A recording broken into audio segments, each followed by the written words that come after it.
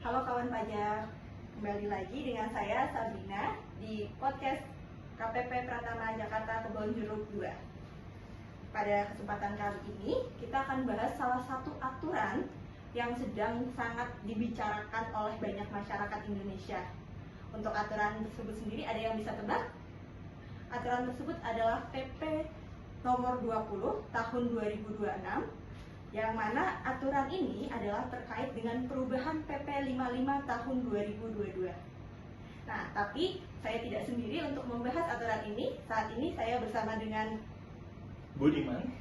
Nah, Pak Budiman ini akan membahas bersama saya terkait dengan aturan PP 20 tahun 2026.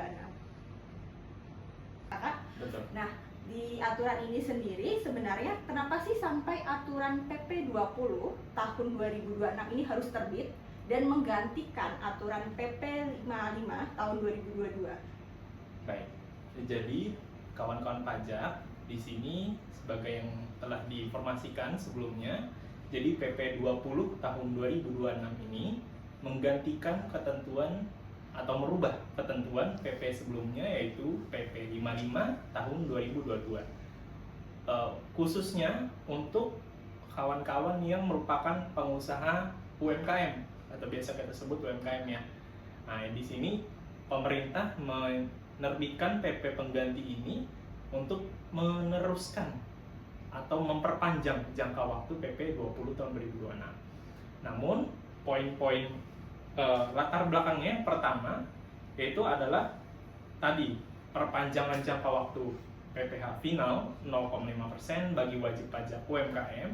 Lalu yang berikutnya adalah untuk wajib pajak orang pribadi dan juga wajib pajak perusahaan perorangan atau PT perorangan itu meniadakan jangka waktu, sehingga tidak ada lagi jangka waktu 7 tahun dan juga 4 tahun. Lalu yang ketiga, ini juga ada penegasan, karena sebelumnya di ketentuan PP 55 tahun 2022 itu sudah ada ketentuan turunan, yaitu PMK 164 tahun 2023. Sehingga perlu diselaraskan dengan PP 20 tahun 2026. Lalu untuk yang keempat, latar belakangnya kenapa sih PP 20 ini diterbitkan? Karena pemerintah menilai banyaknya tax planning yang dilakukan oleh wajib pajak yang menggunakan celah atau manfaat di PP 55 tahun 2022. Sehingga pemerintah dirasa perlu untuk melakukan perubahan atau penggantian ke PP 20 tahun 2026. Lalu yang kelima juga tadi menyelaraskan dengan poin sebelumnya agar wajib pajak UMKM ini yang diatur dan bisa memanfaatkan lebih tepat sasaran, karena tadi untuk menghindari wajib pajak yang menggunakan tax planning di PP 55 tahun 2022. Dan yang terakhir, poin yang menjadi cukup penting juga karena ini menjadikan Indonesia agar bisa masuk ke OECD, yaitu pengaturan eksplisit terhadap pembebanan biaya swab yang tidak bisa dibiayakan secara fiskal. Seperti itu, Kak Sabrina. Jadi untuk latar belakangnya sendiri ada 6, di mana 5 diantaranya ini sendiri adalah terkait dengan UMKM ya tadi ya Kak, atau peredaran bruto tertentu. Sedangkan satu lagi alasannya ini lebih ke arah untuk biaya, di mana itu untuk aksesnya agar Indonesia bisa menjadi anggota OECD. Ya Kak? Betul. Oke. Sebenarnya untuk aturan ini sendiri itu kan tadi disebutkan terbit untuk mendukung praktek bisnis yang sebenarnya lebih oke, memang transparan juga untuk wajib pajak, lebih tepat sasaran seperti itu ya Kak. Betul. Berarti sebenarnya aturan ini sendiri terbit itu bukan untuk menyulitkan wajib pajak ya Kak? Betul sekali Kak Sabrina. Jadi ketentuan PP 20 2026 ini sebenarnya diterbitkan oleh pemerintah untuk yang pertama tadi tujuannya memberikan kepastian hukum bagi para pelaku wajib pajak usaha UMKM di Indonesia, yaitu khususnya bagi wajib pajak orang pribadi dan PT perorangan yang mengenai jangka waktu pemanfaatan, yaitu yang saat ini sudah tidak lagi dibatasi jangka waktunya, seperti itu. Oke. Terus tadi kan diinformasikan kalau memang ada satu perubahan yang tidak terkait dengan peredaran bruto tertentu ya Kak Budiman, di mana itu tadi terkait dengan biaya swap. Nah, perbedaannya dari aturan sebelumnya yang di PP 55 tahun 2002 itu terkait apa Kak? Nah, di sini untuk di PP sebelumnya, ini ketentuan terkait pemberian suap, gratifikasi, dan atau pemberian lain ini belum diatur secara eksplisit. Dan salah satu prasyarat agar Indonesia bisa masuk menjadi member tetap OECD itu adalah membunyikan ketentuan terkait suap gratifikasi secara eksplisit. Nah, sehingga dirasa perlu oleh pemerintah untuk memasukkan salah satu pasal, yaitu pasal 20A, untuk mengatur terkait pembebanan atau pembiayaan biaya suap, gratifikasi, dan atau pemberian lain seperti itu. Oke. Berarti untuk biaya suap, gratifikasi, dan lain-lain ini sendiri tidak bisa untuk dibebankan ya Kak? Betul. Oke. Selain aturan tadi, berarti kita sudah bisa masuk ke aturan-aturan perubahan yang terkait dengan peredaran bruto tertentu untuk wajib pajak ya Kak Budiman. Nah, untuk pokok-pokok perubahannya sendiri, itu ada berapa sih Kak untuk perubahannya? Nah, untuk pokok-pokok perubahannya itu di PP 20 tahun 2026 itu ada 4 poin kurang lebih ya. Yang pertama itu terkait perubahan jenis penghasilan yang dikecualikan. Nah, ini mengikuti PMK 164 tahun 2023. Lalu yang kedua itu di ketentuan sebelumnya pemerintah belum memasukkan klausul anti penghindaran pajak yang tadinya digunakan oleh wajib pajak dalam melakukan tax planning. Nah, di PP 20 pemerintah memasukkan pasal 57 untuk mengatasi atau mencegah hal tersebut. Lalu poin ketiga, nah, kriteria wajib pajak dengan bruto tertentu ini akan dirubah atau disesuaikan terkait perhitungan brutonya. Bagaimana cara menghitung threshold 4,8 miliar tersebut agar wajib pajak yang berhak atau yang masuk dalam kategori UMKM tetap bisa menggunakan skema tersebut. Lalu yang terakhir itu yang paling ditunggu-tunggu tentunya oleh kawan-kawan pajak, yaitu penyesuaian jangka waktu penggunaan PPh final UMKM khususnya bagi wajib pajak orang pribadi dan PT perorangan. Seperti itu. Oke, mungkin kita bahas satu-satu ya kawan pajak. Yang pertama tadi Kak Budiman menyebutkan terkait penyesuaian jasa yang sehubungan dengan pekerjaan bebas. Nah, sebenarnya yang berubah sendiri jenis pekerjaan bebas apa sih Kak yang dijelaskan lebih terinci di PP 20 tahun 2026? Jadi kawan pajak di PP 20 tahun 2026 itu salah satunya membahas tentang jasa sehubungan dengan pekerjaan bebas yang dikecualikan sebagai objek PPh final UMKM. Itu diatur di pasal 56 ayat 4. Nah, di sini ada dari poin A, huruf A ke huruf K. Nah, namun dengan adanya PP 20 ini poin-poin tersebut ditambahkan atau didetailkan lebih detail. Dan juga menyesuaikan dengan PMK sebelumnya, yaitu PMK 164 tahun 2023. Nah, contohnya di sini poin yang penting yaitu misalnya di huruf B.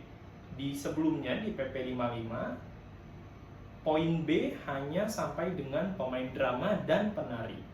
Namun di PP 20 tahun 2026 ditambahkan atau lebih detailkan, yaitu misalnya pemahat, pelukis, pembuat atau pencipta konten, atau mungkin yang biasa dikenal oleh kawan pajak itu influencer, atau mungkin selebgram, blogger, vlogger, dan sejenisnya.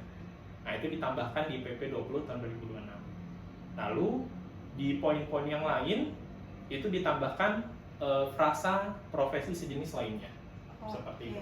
Berarti ini dengan kata lain untuk influencer, selebgram itu sudah pasti tidak bisa untuk menggunakan PP 20 tahun 2026. Betul. Karena memang dia masuk ke yang jasa sehubungan dengan pekerjaan bebas ya Kak Budiman. Betul Kak Sabri. Oke. Nah, selanjutnya poin kedua untuk perubahannya sendiri itu adalah perubahan subjek PPh pasal 4 ayat 2 final 0,5%. Untuk subjeknya sendiri yang berubah itu apa aja Kak? Nah, jadi untuk subjeknya di PP 20 tahun 2026 itu ada perubahan yang cukup signifikan ya kawan-kawan pajak. Jadi di PP 55 tahun 2022 itu subjeknya ada beberapa, yaitu yang pertama misalnya orang pribadi itu sendiri, PT perorangan, lalu wajib pajak badan seperti CV, firma, dan juga perseroan terbatas. Nah, lalu di situ juga diatur terkait BUMDes atau Badan Usaha Milik Desa atau BUMDesma, Badan Usaha Milik Desa Bersama. Nah, itu merupakan subjek di PP 55 tahun 2022. Nah, sedangkan di PP 20 tahun 2026 pasal 57 itu mengalami perubahan sehingga untuk subjeknya menjadi yang pertama wajib pajak orang pribadi, lalu yang kedua wajib pajak badan berbentuk perseroan perorangan yang didirikan oleh satu orang, dan juga yang terakhir koperasi. Seperti itu Kak. Oke, berarti untuk subjeknya sendiri, untuk subjek-subjek yang memang bentuknya badan itu hampir seluruhnya itu dihilangkan, dan kemudian memang hanya disisakan yaitu PT perorangan yang memang didirikan oleh satu orang saja ya Kak. Betul. Juga koperasi. Betul, koperasi. Selain itu berarti sudah tidak bisa lagi menggunakan tadi PPh final yang 0,5%. Betul. Cukup signifikan untuk perubahannya ya kawan pajak. Nah, untuk perubahan yang ketiga ini adalah terkait dengan pengecualian subjek pajaknya. Kalau yang tadi terkait dengan subjek pajak yang memang bisa untuk menggunakan PP 20 tahun 2026, sedangkan yang perubahan yang selanjutnya itu adalah terkait dengan subjek yang memang tidak bisa memanfaatkan tarif final ini ya Kak. Betul. Nah, untuk perubahannya apa saja Kak?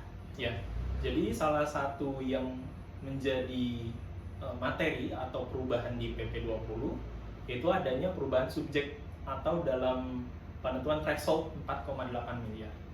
Yang pertama, yang kita tahu wajib pajak dapat memiliki banyak usaha atau jenis atau sumber penghasilan.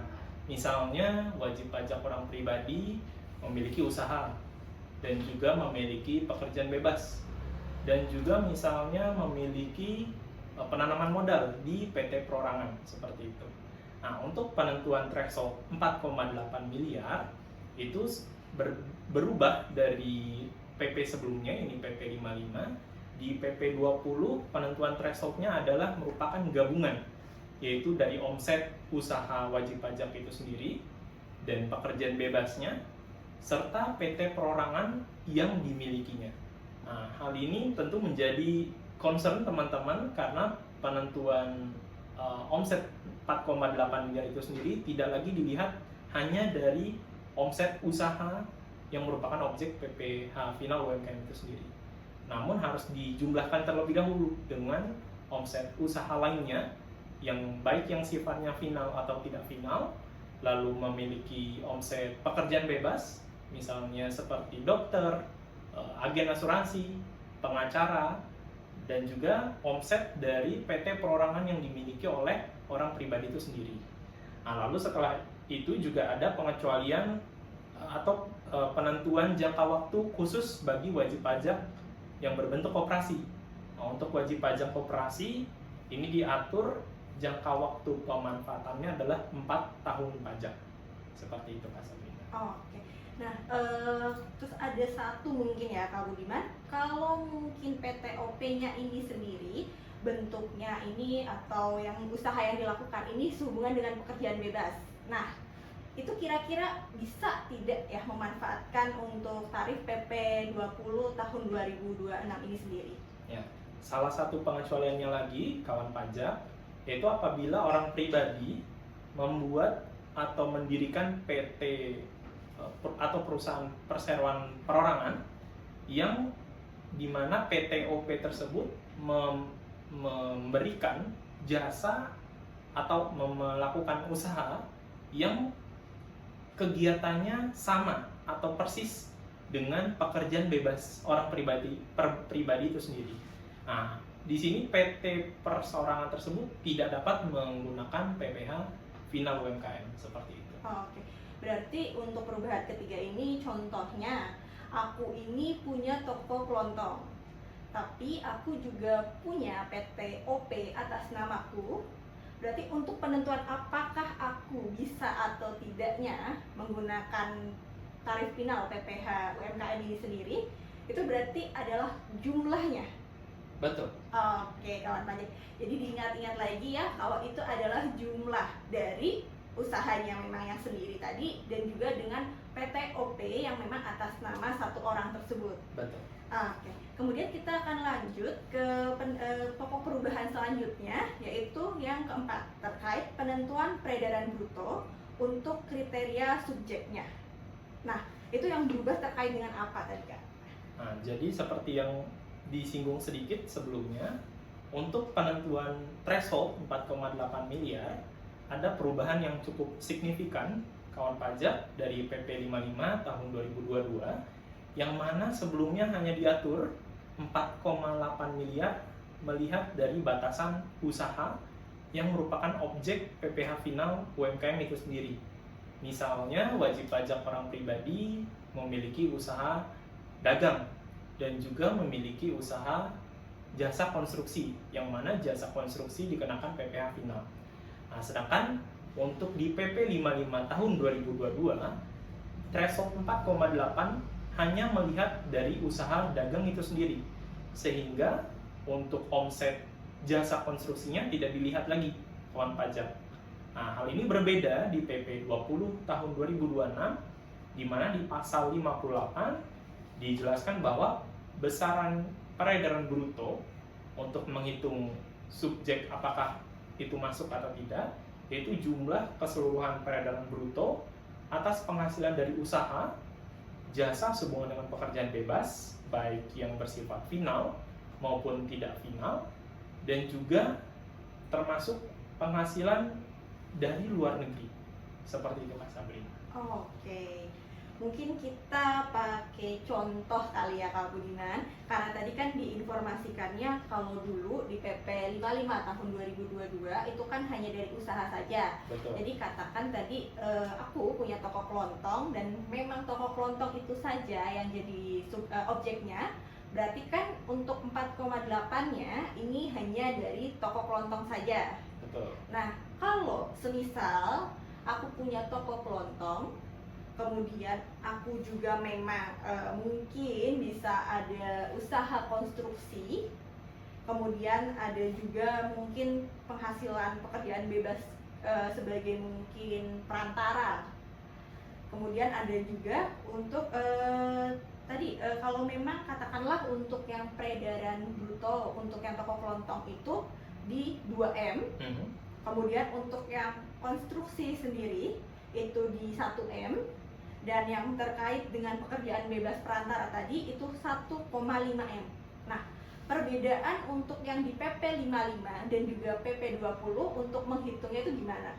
Nah, dari contoh tersebut kawan pajak, kita bahas terlebih dahulu dari PP 55 tahun 2022, di mana di PP 55 dijelaskan bahwa penentuan threshold 4,8 miliar adalah dari usaha yang merupakan objek PPh final itu sendiri. Nah, dari contoh tersebut, yang merupakan objek PPh final UMKM dalam hal ini adalah perdagangan itu sendiri dengan omset 2 miliar. Sehingga omset yang dari jasa konstruksi dan juga pekerjaan bebas agen perantara itu tidak dimasukkan atau tidak diperhitungkan dalam bruto 4,8 miliar penentuan thresholdnya, sehingga Kak Sabrina masih berhak menggunakan PPh final UMKM. Namun di ketentuan PP 20 tahun 2026, seluruh penghasilan yang disebutkan tadi itu diperhitungkan kawan pajak.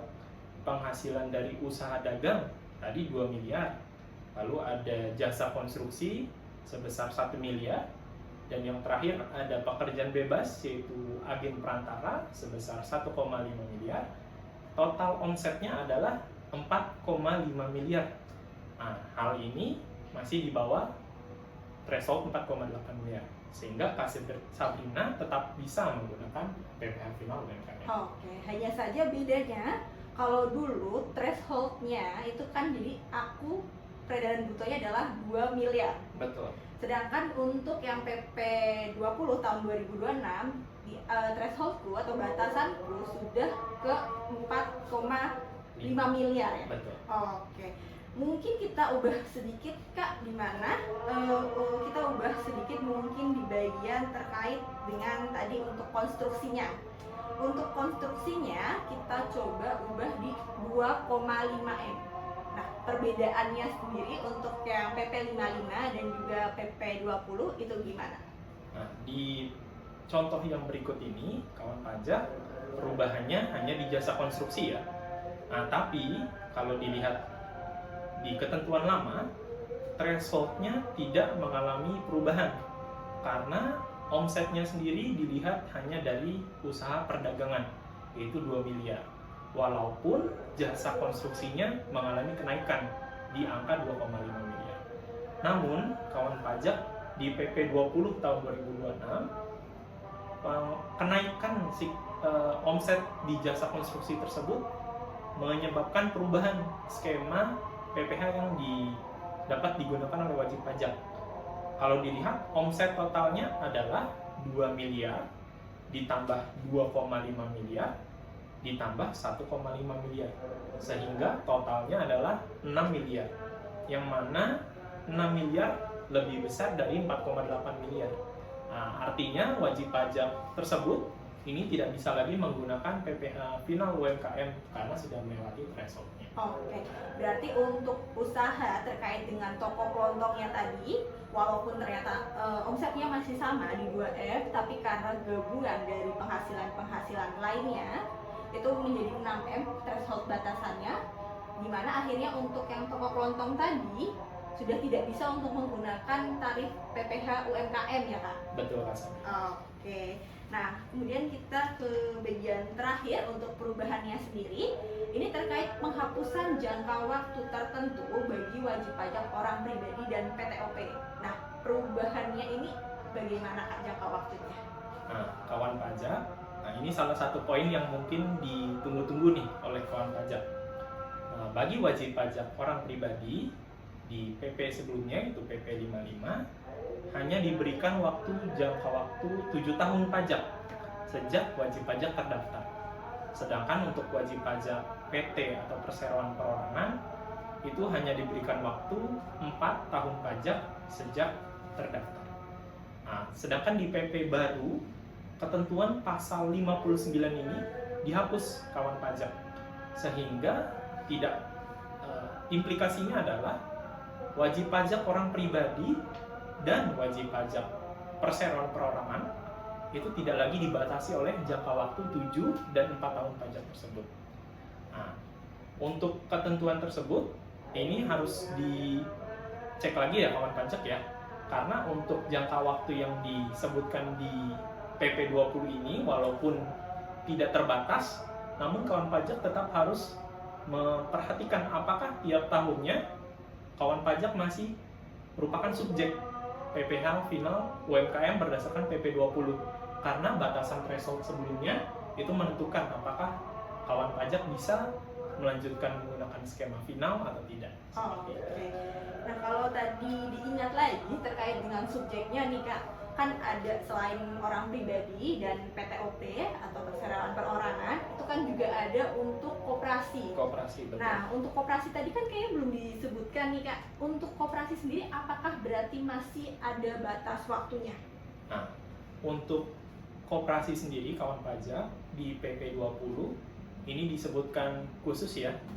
Walaupun tadi di pasal 59 itu dihapus untuk jangka waktu, namun bagi koperasi disebutkan hanya dapat digunakan 4 tahun pajak sejak wajib pajak koperasi itu terdaftar kawan pajak. Jadi walaupun PT perorangan dan juga orang pribadi tidak dibatasi, namun khusus untuk koperasi tetap ada jangka waktunya. Oke, diingat-ingat ya kawan pajak, untuk koperasi itu tetap ada. Nah, tadi juga diinformasikan kan kalau memang wajib pajak sudah tidak memenuhi untuk 4,8-nya, berarti kan sudah tidak bisa untuk menggunakan PP final ini sendiri ya Kak? Betul. Dimana berarti kalau untuk aturan yang tidak bisa kembali lagi, kalau memang setelah dia melebihi 4,8 yang ada di PP 55 tahun 2022 itu berarti masih berlaku? Betul, masih berlaku Kak Sabrina. Oke, boleh diingat lagi kawan pajak kalau memang sudah di atas 4,8, kemudian mungkin tahun selanjutnya di bawah 4,8, itu sudah tetap tidak bisa untuk menggunakan yang PP final UMKM ini sendiri. Nah, kemudian selain perubahan tadi yang totalnya ada 5 nih Kak, ada ketentuan peralihan yang mungkin harus kawan pajak ketahui nggak sih? Nah, di PP 20 tahun 2026, karena PP 55 umumnya bagi wajib pajak orang pribadi itu berakhir di tahun pajak 2024, di PP 20 tentunya harus diatur terkait ketentuan peralihan, khususnya di tahun pajak 2024-2025. Nah, untuk wajib pajak yang jangka waktu pemanfaatan PPh finalnya berakhir pada tahun 2024, untuk wajib pajak orang pribadi itu tetap dapat dikenai PPh final 0,5% untuk tahun pajak 2025 dan 2026. Nah, sedangkan untuk tahun 2025 untuk wajib pajak orang pribadi dan PT perseorangan dapat dikenai PPh final 0,5% untuk tahun pajak 2026 sepanjang masih memenuhi ketentuan kriteria PP 20 tahun 2026. Oke. Kemudian selanjutnya terkait apa lagi mungkin Kak? Nah, untuk yang berikutnya, untuk wajib pajak koperasi nih kawan pajak. Nah, untuk wajib pajak koperasi yang sebelumnya mungkin berakhir ketentuannya pada tahun pajak 2024, maka itu diperpanjang kawan pajak sehingga dapat dikenai PPh bersifat final atau UMKM untuk tahun pajak 2025 sampai dengan tahun pajak 2029. Seperti itu Kak Sabrina. Dan juga ada juga ketentuan terkait surat keterangan PP 55 tahun 2022. Nah, di suket yang kawan pajak mungkin sudah pegang atau dapat saat ini, di situ tercantum jangka waktunya ya kawan pajak. Nah, namun di PP 20 tahun 2026 ditegaskan untuk surat keterangan tersebut tetap berlaku sampai dengan wajib pajak tersebut tidak memenuhi kriteria di PP 20 ini. Nah, sehingga wajib pajak tidak perlu takut ya, tidak dapat menggunakan PPh final UMKM ketika bertransaksi dengan pemotong. Nah, lalu untuk wajib pajak badan selain PTOP dan koperasi yang terdaftar sebelum PP ini berlaku, nah, mungkin bagi kawan pajak yang berbentuk PT, CV, firma, BUMDes dan BUMDesma tadi ya, yang sudah tidak ada lagi di PP 20, itu dapat menggunakan PPh final UMKM 0,5% sampai dengan jangka waktunya berakhir sesuai dengan ketentuan di PP 55. Nah, wajib pajak ini sehingga tidak kehilangan haknya ya kan dengan perubahan PP 20 ini. Nah, lalu wajib pajak orang pribadi atau PT perseorangan berdasarkan PP baru ini menjadi tidak memiliki kriteria subjek dapat menggunakan PPh final 0,5% sampai dengan akhir tahun pajak 2026. Seperti itu Pak Sabri. Oke. Tadi mungkin salah satu yang mau dibahas kalau memang wajib pajak orang pribadi atau PTOP yang memang kalau menurut aturan PP 20 ini sudah tidak bisa menggunakan, tapi diinformasikan sampai akhir tahun 2026 itu masih bisa. Betul. Jadi katakanlah memang sebenarnya kan kalau thresholdnya tadi sudah 4,8 miliar menurut aturan terbaru, berarti kan harusnya tahun ini sudah tidak bisa ya Kak? Betul. Tapi karena memang di aturan peralihan disebutkan masih bisa, berarti tahun 2026 ini adalah tahun terakhirnya. Betul Pak Sabri. Oke. Nah, Kak, untuk aturan ini sendiri itu kan terbitnya atau diundangkannya ini sendiri kan di 22 April ya. Betul. Nah, tadi disebutkan juga kalau memang badan yang mungkin sebelumnya sudah sebelum diaturan di PP 55 itu masih bisa dan terdaftarnya memang sebagai wajib pajak tadi yang memenuhi UMKM sendiri. Berarti dia masih bisa memanfaatkan sampai jangka waktu yang memang diatur di PP 55. Betul. Oke, katakanlah mungkin ada badan ya yang mungkin katakanlah PT yang benar-benar PT ya, PT badan, bukan PT perorangan, di mana dia terdaftarnya adalah di 30 Maret tahun 2026. Berarti untuk PT ini sendiri dia masih bisa memanfaatkan atau menggunakan PP 20 tahun 2026 ini atau PPh untuk tarif UMKM itu sampai tahun kapan ya? Nah, untuk PT yang bukan perseroan perorangan ya kawan pajak ya, apabila terdaftar di 30 Maret 2026, maka dengan adanya ketentuan peralihan, wajib pajak tersebut masih berhak untuk menggunakan skema PPh final sesuai dengan jangka waktu PP 55, yaitu 3 tahun pajak. Sehingga 3 tahun pajaknya dihitung dari 2026 itu sendiri, 2027, dan terakhir di tahun pajak 2028. Seperti itu. Oke. Sama memang masih di bawah 4,8 ya, Kak. Oke. Nah, untuk aturan-aturan peralihannya tadi sendiri dan juga contohnya sudah diinformasikan di kawan pajak. Nah, nanti kalau memang mungkin kawan pajak masih kesulitan untuk mengetahui atau menjelaskan apakah memang aku sebenarnya masih memenuhi atau tidaknya untuk menggunakan tarif PPh final UMKM ini sendiri, kawan pajak bisa datang langsung ke KPP Pratama Jakarta Kebonjeruk 2 untuk kami bantu jelaskan, ataupun bisa juga datang ke KPP terdekat. Selain itu sebenarnya juga bisa untuk menghubungi kami di telepon di KPP Pratama Jakarta Kebonjeruk 2. Nanti silakan boleh dihubungi untuk dijawab nanti terkait dengan tadi thresholdnya masih memenuhi atau tidak. Baik kawan pajak, karena memang keterbatasan waktu, kita cukupkan untuk sekarang terkait dengan pembahasan untuk aturan PP 20 tahun 2026. Untuk informasi-informasi perpajakan lebih lanjut, wajib pajak bisa follow akun Instagram kami di Pajak Bonjer 2 atau bisa juga untuk cek di website resmi kami di pajak.go.id. Cukup sekian kawan pajak, terima kasih untuk atensinya, sampai bertemu di kesempatan lainnya.